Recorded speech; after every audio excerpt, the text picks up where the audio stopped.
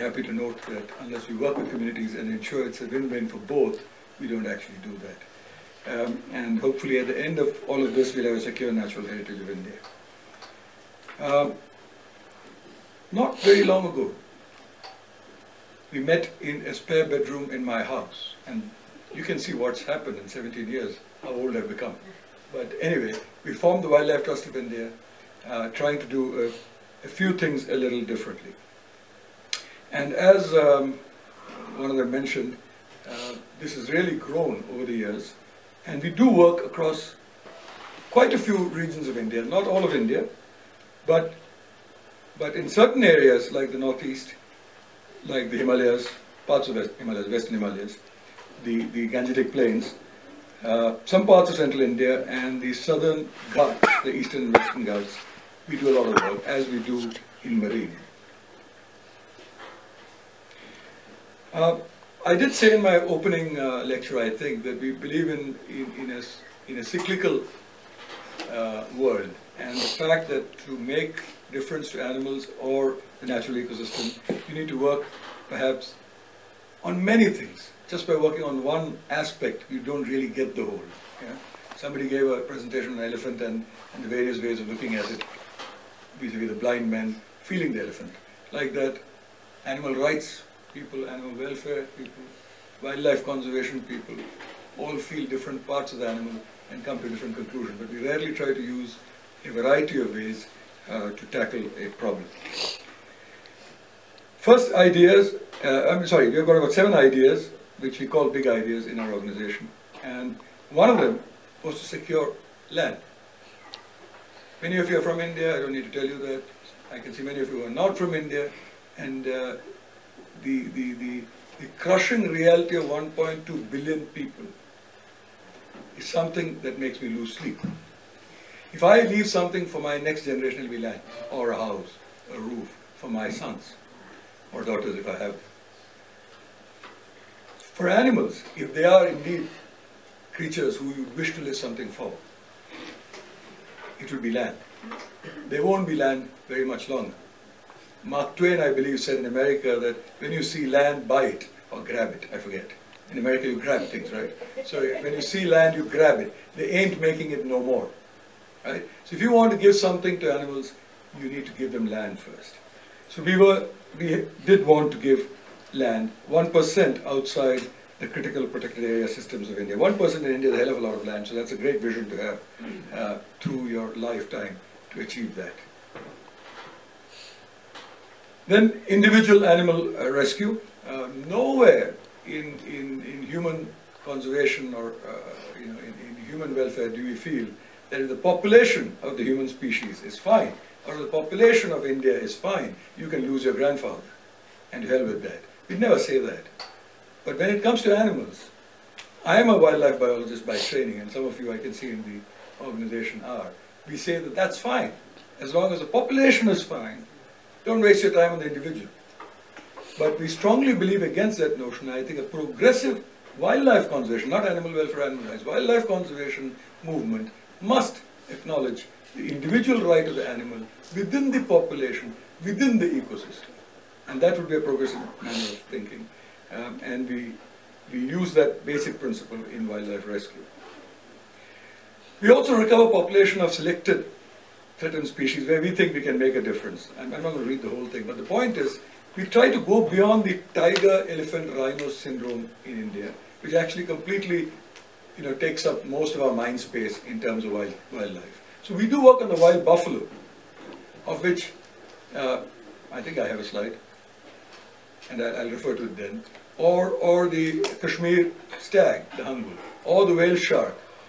Things that exist in India are as important in Indian wildlife and ecology and our psyche as Indians, but we forget about it. And we try to recover them purely in terms of populations now, because these are very, very small numbers of animals or birds.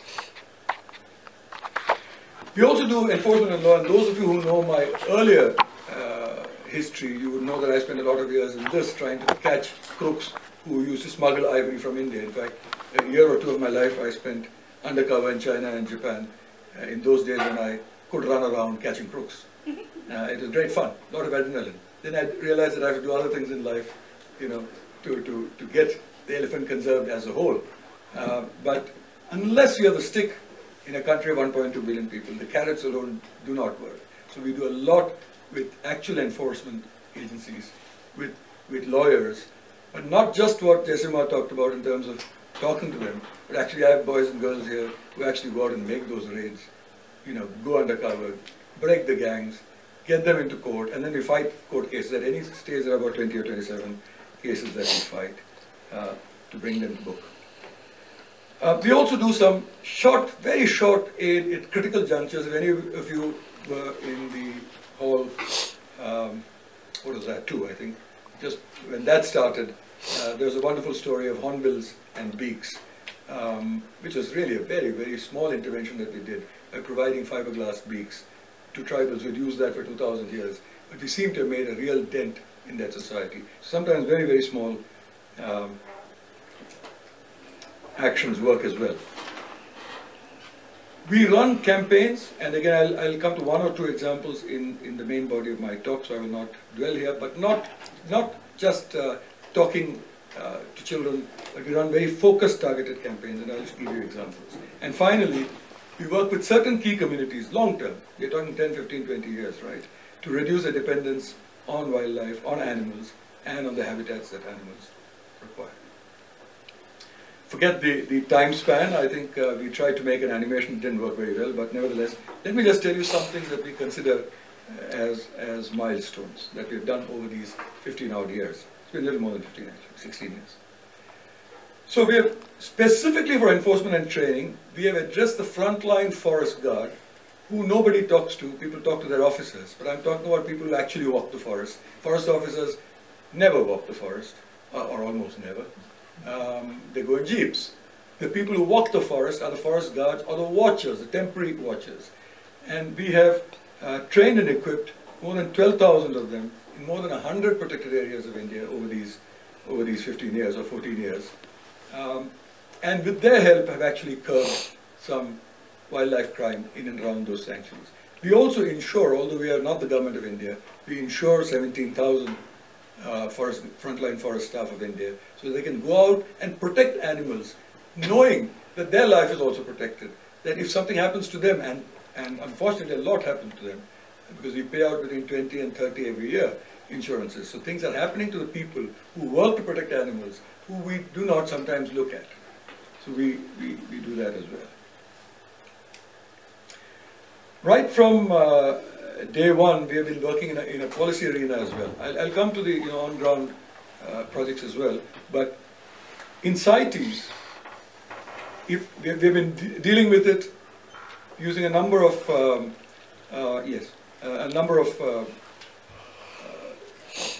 interventions. But if there's one thing we've consistently done, is to make sure ivory trade does not reopen.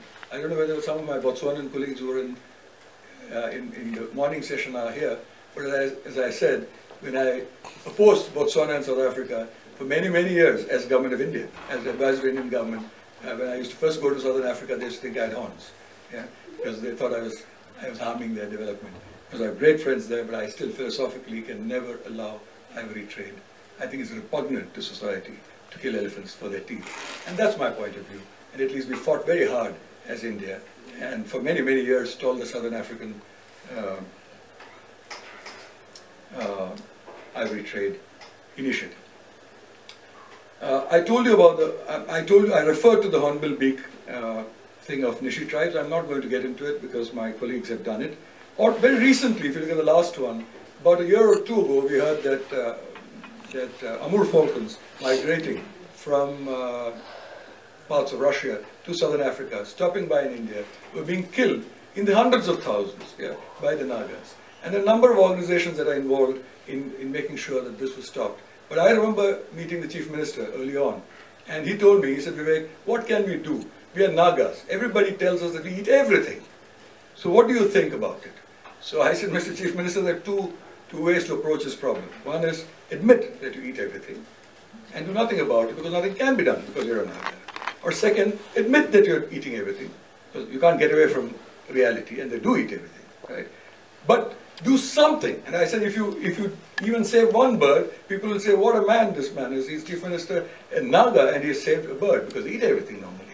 So he laughed. He said, well, that's a refreshing way of looking at it. So what can I do? So we gave them an alternative, and at least another 3 or 4 groups also worked very hard in that area, including the BNHS and many others, to ensure that over the last couple of migratory seasons, not a single bird was killed there. Of course, India is a wonderful country, so while we achieved a wonderful victory there of millions or hundreds of thousands of birds not being killed, it started getting killed in the neighboring districts. So now we're now trying to do something in the neighboring districts.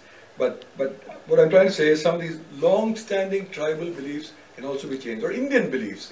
We're a 5,000-year-old civilization. That's a great boon. It's also a great curse, because everything we cannot change. We say 5,000 years we've been doing it. Who's Cindy Milburn to tell us? Change, right? We use this as an intrinsic defense mechanism. So, but sometimes we can show that old things can also be changed. I think both Cindy and Arpan referred to the first center we set up. It's an I4WTI center with the government of Assam. And in 14 years, we have handled close to 4,000 cases, and more than 55% we could treat and release back. Making people realize that rescuing animals is not putting it in a zoo. That's saving a life. That's not rescue. Unless it goes back and is behaviorally and genetically and in a conservation procreationally contributing back to the ecosystem, I do not call it complete. And I remember telling him, I said, Mr. Abdullah, one dead body doesn't matter. But if 30,000 women are going to be dead, now that concerns me. And we got the London School of Economics to do a census, and we found that they wouldn't starve, but 20,000 of them were seriously affected. So when we try to do good for animals, and we seriously affect 20,000 women, more than 2/3 of their income were being affected. In a place like Kashmir, where conflict is already high, then we have a moral responsibility there too. As Cindy said, compassion is not only about compassion to animals, but compassion to all life. And so we started this project. If any of you go outside, if you haven't bought those lovely shawls, buy them. They buy that cooperative of women. I call them a rainbow product, which is not rainbow. There are many versions of the rainbow. And this version of the rainbow is that it's animal friendly, it's people friendly, it's a peace product, it's woven by hand, there are no chemicals used, it is a cooperative, and therefore all the attributes that you would like to wish for is being marketed by a lovely lady called Rupa Gandhi Chaudhary, sitting second last row. Go to her, buy your shawl and save things. Train hit, lots of elephants getting hit by trains and getting killed. In one stretch for 10 years, one boy who went with hair and came out without any hair stopped all elephants getting hit by trains. Just to show you that if you focus on one area, one problem for long enough, you'll find the answer. A number of reasons. Why does the elephant cross the road? Why does the chicken cross the road? Why does the elephant cross the track? There's water, there's food dependency, there's garbage being thrown by the train drivers. It's a question of riding in the train engine and telling the drivers what to do and what not to do. It's trying to reduce some speed in some stretches, not to 25 kilometers as some activists say, but to much more levels that are acceptable to human beings and elephants. And we have shown that we can stop elephants being hit by trains. Once again, they're dying in North Bengal, they're dying in Assam, big country. We need more people, more groups. I'm glad to see so many more Indian groups now coming into the scene to take up such areas, just adopt the idea, some of which we have shown, and try to take it to more areas. Land, as I told you, we have been securing land using many models, including buying it and giving it to the government, including working with the community there and protecting it, including letting the government buy it, but us, being the soft hands for the purchase. Tigers, we don't normally do very much, but we did do in one place where everybody said there are no tigers, everything is gone, and we have shown that tigers have come up. It has now got 32 tigers. I remember when we went in 10 years ago, people said there are no tigers on the Indo-Nepal border. So what I'm telling you is, there's a famous Indian book called God of Small Things. From wherever you've come from, you must have heard of that. In conservation too, you have to be the God of small things. Not really the God, but the helper, the assistant for small things. If you keep looking at the large things, either small species or small things that nobody's looking after, or places that nobody's looking after. Valmiki, nobody was going. So that's why we did increasing peer network. I'm going to skip one or two of these. Manas, World Heritage Site, protected area, tiger reserve, man and biosphere reserve. You ask the United Nations, they're given all the epithets. In the late 80s, it was poached completely out, and there was nothing left there, or almost nothing left there. The physical infrastructure was burnt. The people were all all dispossessed out of that natural area. And we brought back Manas, and I want to emphasize this, not by litigation and legislation and habitat protection alone. We did all of that. Or by training guards or whatever, we did all of that. We gave money to the forest government. None of that is what brought it back. What brought it back was we put back elephants there. We put back rhinos there. We put back bears there. And seeing these individual animal stories, the people came. They celebrated the fact that their Manas was coming back. Their politicians started seeking me out, not the other way around. And I remember that politician saying, you are looking after one Manases, I've got 3. Why don't I give you more land? And I said, why not? Yeah? And this man, one political man, made a declaration that tripled the size of the World Heritage Park. He did not do that for ecological concerns. He did it for individual animal celebrations. The fact that his animals were coming back. And that's what goaded him to putting back Manas. And when in UNESCO it was taken out of the red list, many things in the United Nations go into the red list. They don't come out. And sitting in Paris at the UNESCO convention, when it came out, I was an advisor to the Indian government. I mean, we had a standing ovation, and I had a number of countries coming up to me saying, how do you get sites out of red list? The United Nations knows only one way. How do things come back up? The buffalo thing, as I talked to you about, we have the red jungle fowl, the progenitor of all chicken in the world. We have the wild buffalo of Central India, the progenitor of all buffaloes in the world. And this buffalo, there was 1 female and 7 males. 1 female. Doesn't take an animal rights or welfare or conservation or any expert to tell you 1 female means gone. Right? 1 also in India means forest. So wild buffalo is also called 1 bhaisa. And I told many politicians that your 1 bhaisa has become a 1 bhaisa. It's only 1 buffalo left. And you need to do something about it. Finally, we took that whole lot into in situ itself an enclosure and started very intensive breeding with them. And finally, we've had 1 more after so many years, female, just recently, last month. Otherwise, we had a number of males, at least that population was growing in situ. But we were not having a female. Finally, we had to use genetic techniques to do that. I'm going to leave some of this. Whale shark, I did tell you about those who attended, and those who attended Andrew McLean's talk would know about our captive elephant care, the fact that we beat and starve our elephants to train our domesticated, our captive elephants, 5,000 of them can be changed. Christine is here and Andrew is here, and we've shown that. So, friends, I just want to close by saying, nearly 30 years ago, that's what my span of conservation is. I walked into a room in Bombay, in the Bombay Natural Society, and there was an older gentleman who later I knew was the number 2 of that organization. And he said, young man, you want to do conservation? I said, yes. He said, do you know how to play a game of chess? I didn't understand the connection, right? I said, yes, sir, I do. He said, do you know how to lose? So, again, a very strange question. So he said, I try not to lose. He said, conservation is a game of chess that you can lose any time in your life. Are you prepared? I had not really thought of it, but I said, yes, sir. He said, okay, it's a game that you may never win in your life. Are you prepared? So I said, possibly, sir. He said, all right, then you sit in front of me, take a seat, and we'll play a game of chess. He said, but once you sit and start that game of chess, you have no business to get up and leave till that game is over. It's been nearly 30 years, friends. I've been playing this game. I've not been able to get up and leave. The latest in my ventures is to get all of you here with Rod and Kim and Dale and everybody else to India, and I hope this game of increasing animal well-being, whether it be through the rights philosophy, or the welfare philosophy, or the conservation philosophy, or help people and they'll help animals philosophy, whatever it is, I hope this continues and we continue sharing and learning for the well-being of animals. Thank you very much.